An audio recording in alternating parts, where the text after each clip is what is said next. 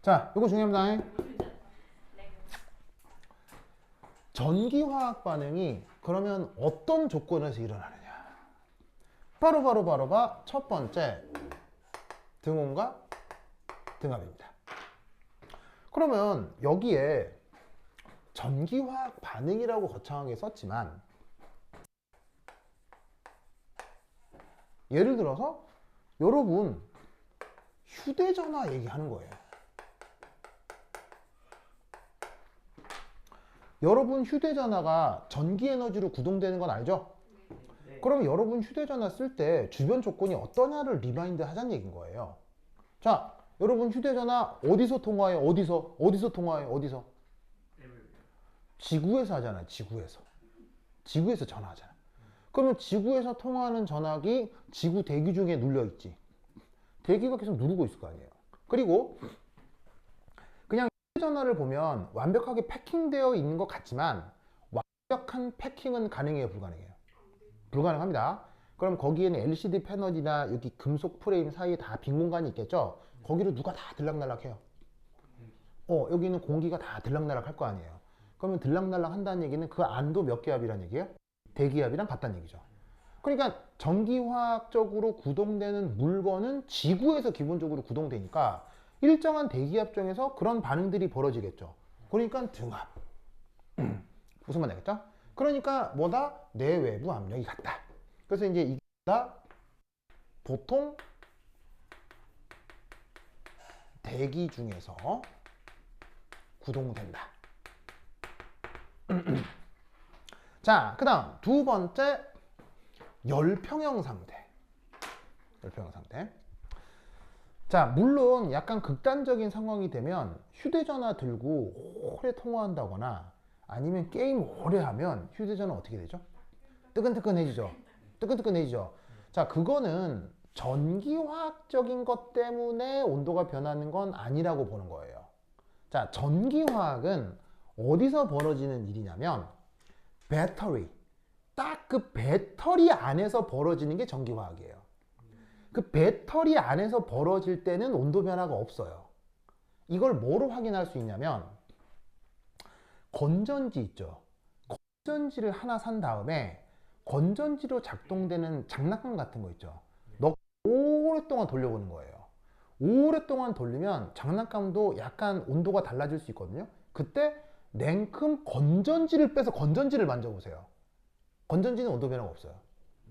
건전지는 온도 변화가 없고 어디서 온도 변화가 생긴 거냐면 건전지나 배터리로부터 전기 에너지가 나오잖아요. 그 전기 에너지가 그 물건을 구동시키는 회로를 돌아서 전류가 다시 들어가는 거잖아요. 이럴 때 여러분들은 물리시간에 내부 저항이라는 말을 들어본 적 있을 거예요. 그 내부 저항 때문에 열이 생기는 거예요. 그러니까 휴대전화를 오래 구동했을 때 뜨끈뜨끈해지는 거는 배터리의 문제가 아니라 회로의 문제예요. 그럼 회로는 이건 화학적인 게 아니고 물리적인 거니까 화학적으로 배터리는 어떻게 된다? 온도가 변치 않는다라고 가정할 수 있다는 얘기예요. 그래서 어떻게 되느냐? 등온 조건. 그걸 열평형 상태라고 얘기하는 거예요. 그러니까 배터리는 지금 가만히 내비두면 현재 상온 상태에 있는 배터리잖아요. 그럼 통화 한 2, 30초 하고 나서도 여전히 상온 상태죠. 그 배터리는 계속 지금의 온도를 유지하고 있는 거예요. 그걸 등온. 무슨 말 알겠죠? 그러면 이때 재밌는 사실은 이 등온 조건에서 열 효율이 가장 커집니다. 열 효율이 가장 커집니다. 뭔가가 등온 조건에서 구동이 될 때 열 효율이 최대가 됩니다. 그러면 왜 열 효율이 최대가 되느냐? 물리학적인 증명이 있을까요? 없을까요? 증명 있습니다. 근데 그 증명은 나중에 해보도록 하죠. 그래서 증명이 필요한 부분이기는 하지만 요거는 나중에 증명을 해보도록 하고요. 뭐라고? 열평형 상태가 바로 여기 있는 등온을 얘기하는 거예요. 자, 열평형이라는 게 무슨 말이겠어요? 내 외부의 온도가 딱히 다르지 않다는 얘기인 거죠. 즉 우리가 살고 있는 부분의 온도, 방치해 놓은 전화기 안에 들어있는 리튬 아이온 배터리의 온도 큰 차이 있겠어요? 똑같겠어요? 그런 상황을 열평행이라고 하는 거예요. 무슨 말인지 알겠죠? 그러면 무조건 열 효율이 최대가 되는데 그때 왜 그러냐에 대한 수학적 증명이 있으나 그건 다음에 해보도록 할 거예요. 그러면 예를 들어 자동차 엔진을 한번 예로 들어보자고요. 자동차 엔진. 자동차 엔진 이렇게 엑셀레이터 붕붕붕 차가 붕붕 가잖아요. 그 자동차 엔진 온도 몇 도게요? 막 차 이렇게 막 굴러갈 때 최대한 2000도까지 올라가거든요. 그런데 우리 주변의 온도는 몇 도예요? 25도죠. 야, 열평형의 열평은 아니에요. 열평형 아니죠?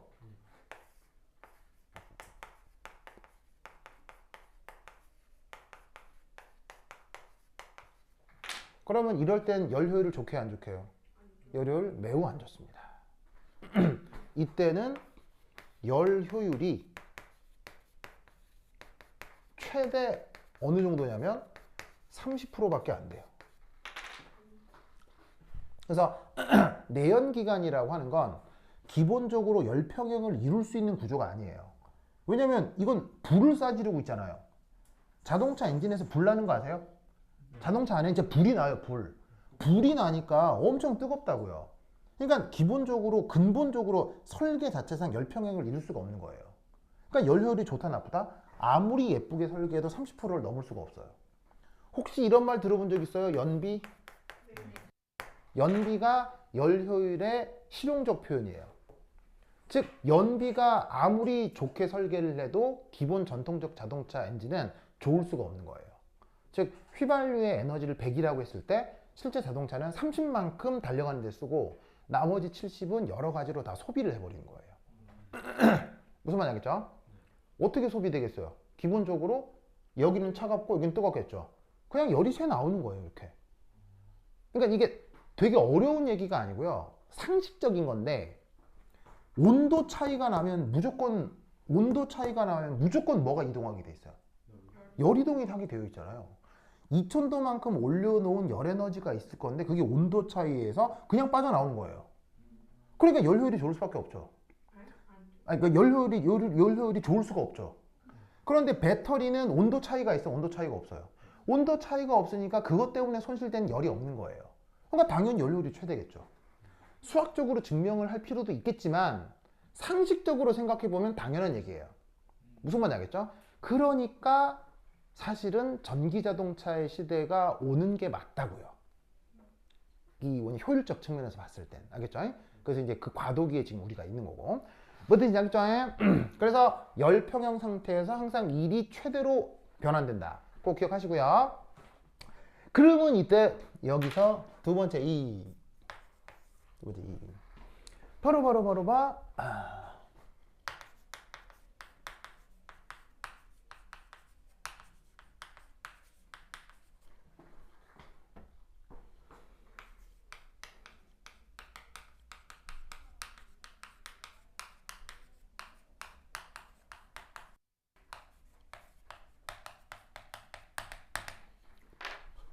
자, 뭔 말인지 모르시겠지만 우선 쓰시고 설명드리겠습니다.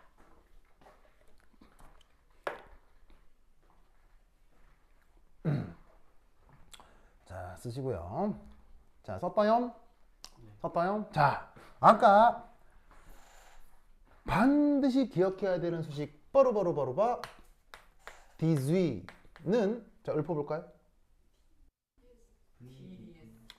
VDP 빼기 TDS 더하기 DWE.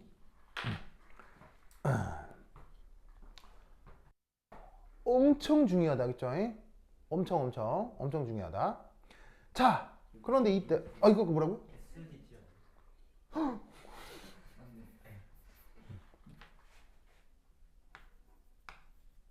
요거 자, 꼭 기억하시고요.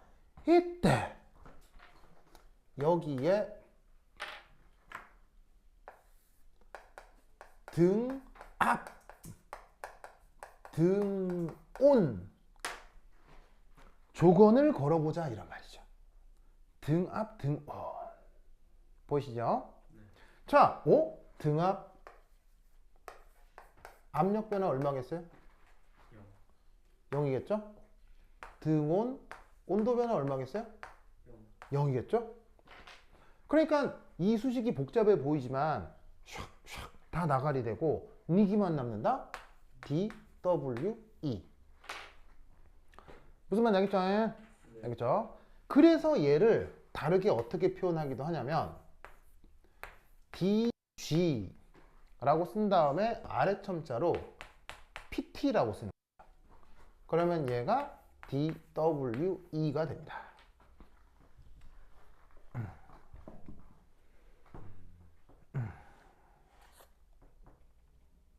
무슨 말 알겠죠? 자, 아래쪽 PT의 뜻은 뭐겠어요? 얘는 등압, 얘는 등온. 알겠죠? 그런데 등온에서 방금 말씀드렸던 것처럼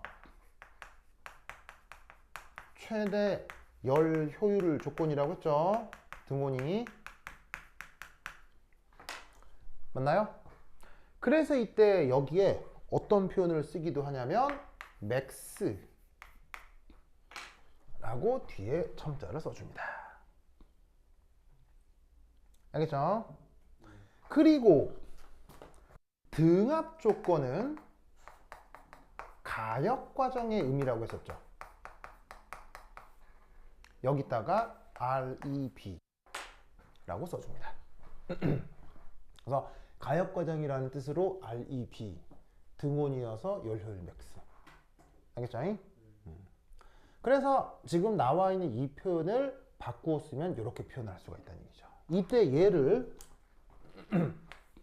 적분하면 혹은 이 표현을 미분하면 어떻게 쓸 수 있느냐? 델타 G REB PT WE max 이렇게 왔다 갔다 쓸 수 있다 이런 얘기죠. 그럼 이 말을 이 수식을 말로 쓴 게 바로 이거예요. 최대 열효율의 비팽창 1, 비팽창 1이 WE였죠? 최대 열효율의 비팽창 1이 등압 등온 과정의 깁스 에너지 변화다. 깁스 에너지 변화다. 이걸 앞뒤 다 띄고 보통 그냥 이렇게 쓰는 거예요. 무슨 말인지 알겠어요? 앞뒤 다 띄워버리고 그냥 이렇게 쓰는 거예요. 그리고 이때 여기서 이는 뭐 줄임말이었죠? 익스트라였잖아요. 근데 앞으로 이를 뭐로 쓰자고요? 일렉트릭 웍이라고 하자 이런 말이죠. 그래서 전기적인 일은 그냥 깁스 에너지 변화야. 알겠죠? 그래서 여기서부터 출발하는 게 바로 뭐다? 그 네른스트 방정식이 되는 거지. 됐죠? 됐죠? 그 다음 이거 준다? 으쌰. 그 다음 세 번째. 자, 요 세 번째는 전기적인 일.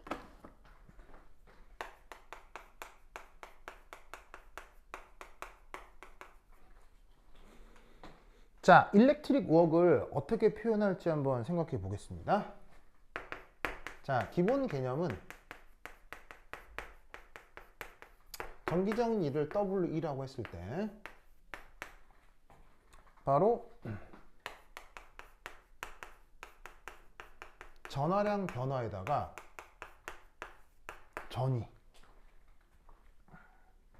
절이해주면 되겠죠. 맞나요? 그러면 이때 여기에 있는 이 전하량 부분 요것을 어떻게 표현할 거냐면 마이너스 NEF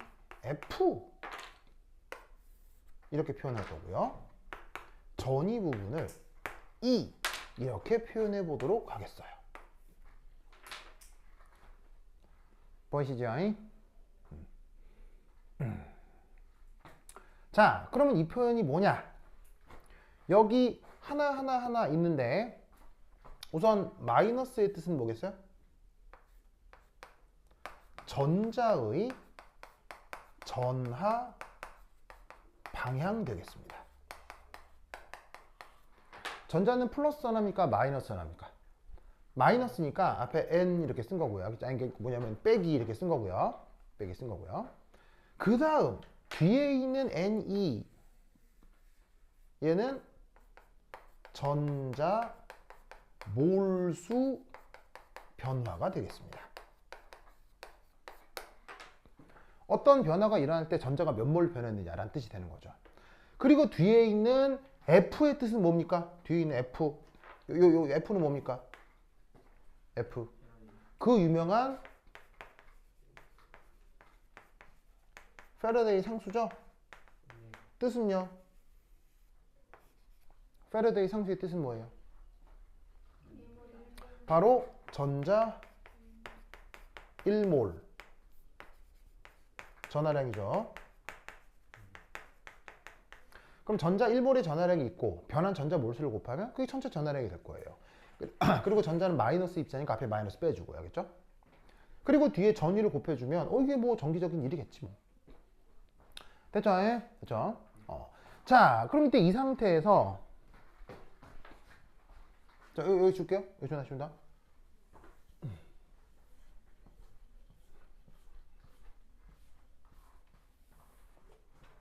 두 번째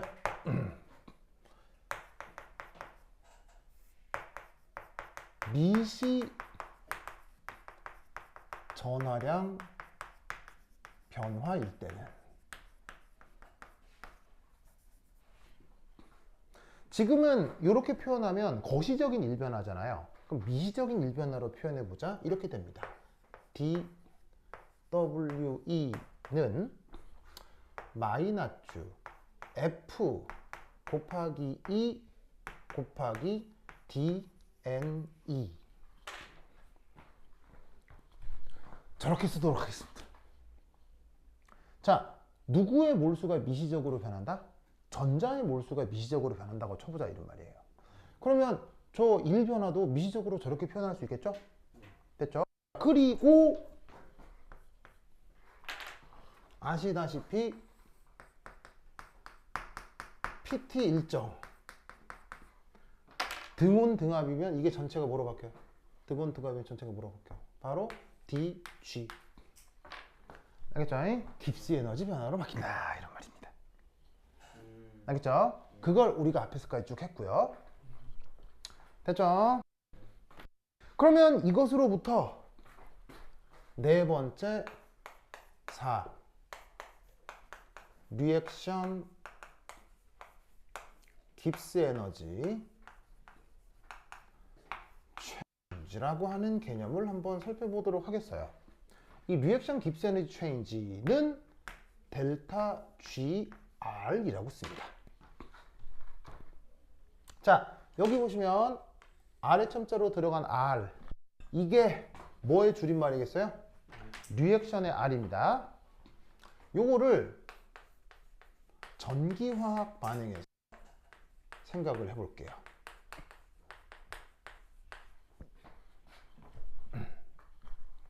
자, 그럼 예를 들어 어떤 A라는 물질이 있습니다. 그 녀석의 산화수는 N 플러스고요. 그럼 여러분 전기화학이라고 하는 것의 가장 핵심적인 반응은 무슨 반응이에요? 전기화학 반응의 가장 핵심적인 반응은 산화환원이잖아요. 산화환원. 자, 산화환원은 물질이 무엇과 반응하는 게 산화환원입니까? 바로 자유전자예요. 자유전자. 아시겠어요? 얘랑 반응하는 게 이게 바로 산화환원 반응이에요. 알겠죠? 그러면 그 전자가 더해지는 반응을 하필 무슨 반응이라고 해? 산화반응, 환원 반응이라고 하는 거고요. 그 전자가 빠져나오는 반응은 무슨 반응이라고 하는 거예요? 산화 반응이 되는 거죠. 무슨 말 알겠죠? 전자가 더해지는 게 환원, 전자가 빠지는 게 산화. 그래서 그 다음 뭐가 될 거냐면 뭐 또 다른 산화 상태가 되겠죠. 무슨 말 알겠죠? 이때 이놈의 전자가 몇 개쯤 반응할까요? 모르지 뭐. 모르지 뭐. 그래서 이 자유전자 앞에 뭘 붙여 놓았냐면 화학 양론 개수를 저기에 더해 놓았습니다. 무슨 말 알겠죠? 그러면 당연히 뭐 이때 간단한 내용은 n 마이너스 플러스 뮤 한 개 m 뭐 이런 관계가 되겠죠? 됐습니까? 즉 이만큼 환원 반응이 되면 이 산화수는 줄어들었을 거고요. 이만큼 산화 반응이 되면 이만큼 산화수가 증가할 테니까 뭐 굳이 쓰자면 뭐 이렇게 바뀌겠네요. 됐죠? 그래서 요거는 환원 반응일 때, 요거는 산화 반응일 때.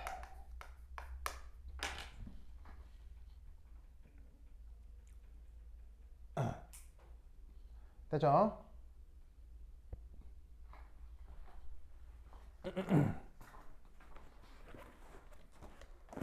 자, 그럼 이 상태에서 처음 요 물질의 양이 A로 몰만큼 어쨌건 있었다고 칩시다. 보이시죠? 자, 그러면 이제 반응을 할 텐데 이 중에 만약 D 입실론만큼 반응해서 없어진다고 칩시다. 그럼 이제 끝이 나면 A 빼기 D 입실론 뭐 이만큼 없어지겠죠, 그렇죠? 네. 그럼 이 또한 그게 뭐냐면 뭐 반응한 몰수가 되겠습니다.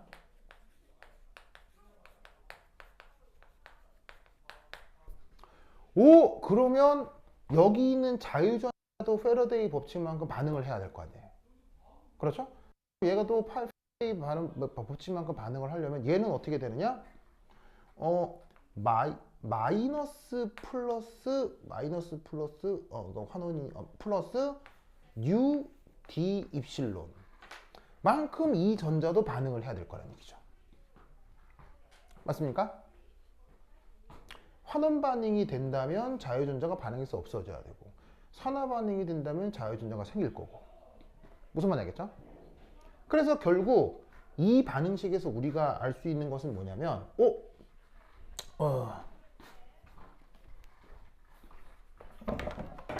반응 진행이 됨에 따라 자유전자가 얼마나 반응되는지를 알 수 있는데 이때 여기서 이상하게 도입된 이런 물리량 있죠. 얘를 전문용어로 뭐라고 부르냐면 리액션 익스텐트라고 해요. 뜻은 반응 진행 정도입니다. 이때 이 경우 자유전자의 몰수 변화 그게 어디 있어요? 요거 DNE 이게 바로 자유전자 몰수 변화요. 이게 바로 요 리액션 익스텐트와 무슨 관계가 있겠어요? 요런 관계가 있겠죠? 반응 진행 정도 되는 것에 대해서 자유전자의 앞에 붙어 있는 화학 양론 개수만큼 전자 몰수 변화가 생길 거라 이런 얘기예요. 뭐만 알겠죠? 알겠죠? 그러면 이 반응 양론 그러면 이렇게 써놓은 전기화학 반응의 반응 양론을 1번이라고 하고 자 그럼 이제 여기 줄게요. 여기 줄게요. 여기 줄게요.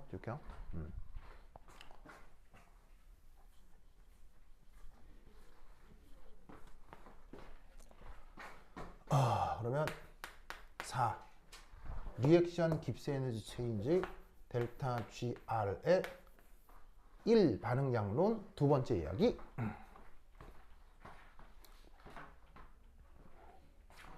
자, 그럼 요 앞선 논의에서 DG는 마이너스 F E DNE 이거였죠? 요거 전기화학적인 일이 깁스에너지 변화고 깁스에너지 변화를 요래 표현할 수 있죠. 이때 여기에 있는 이만큼 을 준영아 거의 다 끝났어요? 마이너스 F2 곱하기 뉴 D 입실론 이렇게 쓸 수 있죠. 맞나요? 이렇게 쓸 수 있죠. 쓸 수 있죠. 이때 델타 GR 델타 GR이 뭐라고 했어요? 델타 GR이 리액션 깁스 에너지 체인지라고 했죠. 저 리액션 깁스 에너지 체인지의 정의가 뭐냐? 그 정의가 DG D 입실론이에요. 이게 리액션 깁스 에너지 체인지의 정의예요. 즉 반응 진행 정도에 따른 깁스 에너지 변화의 접선의 기울기가 반응 깁스 에너지예요. 오, 그러면 이 표현이 지금 어디죠? 전기화학 반응 같은 경우는 이렇게 되잖아요. 그럼 얘가 만약에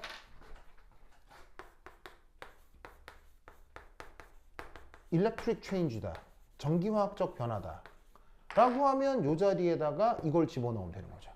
그럼 뭐만 남아요? 마이너스 UFE. 알겠죠?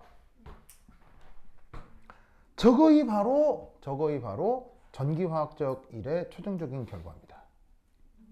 무슨 말 알겠죠?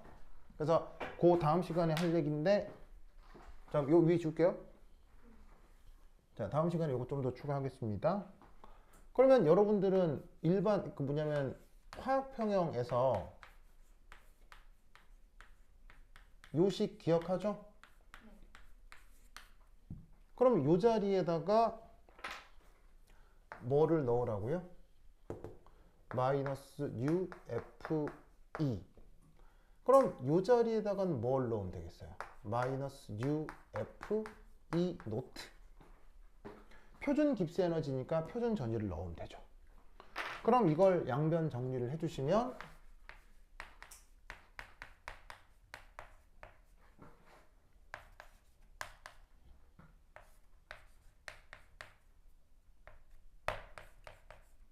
짜잔. 저거이 바로 그 유명한 네른스트 이쿠에이션 되겠습니다. 됐죠? 그래서 저게 네른스트 이쿠에이션의 원형인데 이걸로 끝나는 건 아니고 여기서 약간 조금 더 손을 댑니다. 조금 쓰기 편한 표현으로. 그래서 그 쓰기 편한 표현으로부터 다음 시간에 얘기해 보도록 하겠어요. 오케이? 됐다. 그 오늘이 16일이죠. 2월 19일 날 여러분 퇴사하는 날 같거든요. 퇴사. 귀가하는 날이라고 들었거든요. 그래서 7시까지 오세요. 7시 하겠죠? 7시. 7시부터 하도록 하겠습니다. 자. 그 누구였죠? 고경민 군. 그다음에 유성이 거는 누가 받아갔죠? 유성. 예, 그렇죠. 그다음에 한 명 더 있잖아. 그렇잖아. 오케이, 됐다. 그럼 여기까지. 다음 시간에 만나요. 안녕.